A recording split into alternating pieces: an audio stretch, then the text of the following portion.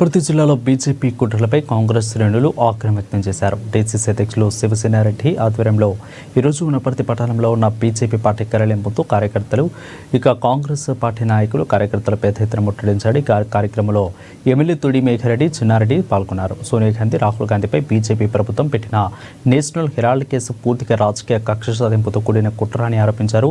ప్రజాస్వామ్యాన్ని దెబ్బతీసే విధంగా ప్రతిపక్షాలు నేతలను భయభ్రాంతులకు గురిచేయడం బీజేపీ ప్రభుత్వం ప్రయత్నిస్తుందని విమర్శించారు.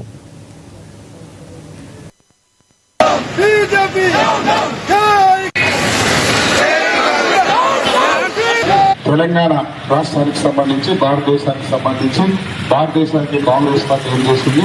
తెలంగాణ రాష్ట్రానికి 1200 మంది పిల్లలు మన ప్రాణత్యాగం చేస్తే ఒక కన్న తల్లి దాకా కడుపు కోత భరించలేక తెలంగాణ రాష్ట్రానికి ఇచ్చిన సోనియమ్మ, దాంతోపాటు తెలంగాణ రాష్ట్రానికి సంబంధించిన హైదరాబాద్కు 11-12 ఏళ్ల నుంచి బీజేపీ అధికారంలో ఉంది. అంతకుముందు కాంగ్రెస్ పార్టీ అధికారంలో ఉంది. కాంగ్రెస్ పార్టీ అధికారంలో ఉన్నప్పుడు హైదరాబాద్కి సంబంధించి 4 దిక్కుల, ఒక పక్కల పిహెచ్ఏలో, ఒక పక్కల పీడిఏలో, ఒక దగ్గర కాంటోన్మెంట్, ఒక దగ్గర ఈసీఐ, హైదరాబాద్ చుట్టుపక్కల మొత్తం కొన్ని లక్షల మందికి ఎంప్లాయ్మెంట్ ఇచ్చిన కాంగ్రెస్ పార్టీ.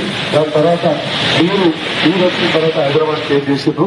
అట్లా ఒక్కొక్కటి ఈ దేశం కోసం త్యాగాలు చేసిన కుటుంబంలో పార్టీ ఎలక్షన్ల ముందు బ్యాంక్ అకౌంట్ సీజ్ చేసుడు, దాంతోపాటు రాజ్యాంగాన్ని మార్చుడు, ఇట్లా ఒక్కొక్కటి చెప్పుకుంటూ పోతే ఇంకెవరైనా అడ్డం మాట్లాడితే ఈడీలు, సిబిఐలు, ఇన్కమ్ ట్యాక్స్లు, జిఎస్టీలు ఇవన్నీ రైడ్ చేసి భయపెట్టి భారతదేశాన్ని పాలిస్తున్న గౌరవ మోడీ గారి నాయకత్వంలో బీజేపీకి ఇక్కడ నుంచి వనపర్తి కాంగ్రెస్ పార్టీ ఆధ్వర్యంలో మేమంతా డిమాండ్ చేస్తున్నాం. మీరందరూ ఇప్పటికైనా ఈ తప్పుడు కేసులు బంద్ చేసి భారతదేశానికి సంబంధించి, తెలంగాణ రాష్ట్రానికి సంబంధించి, ప్రజలకు సంబంధించి, ప్రజలకు ఉపయోగపడే పర్మనెంట్ సొల్యూషన్ ఏమన్నా ఫ్యాక్టరీనో, ఇండస్ట్రీనో ఇక్కడ మీకు అధికారం వచ్చి డెవలప్ చేయాలి.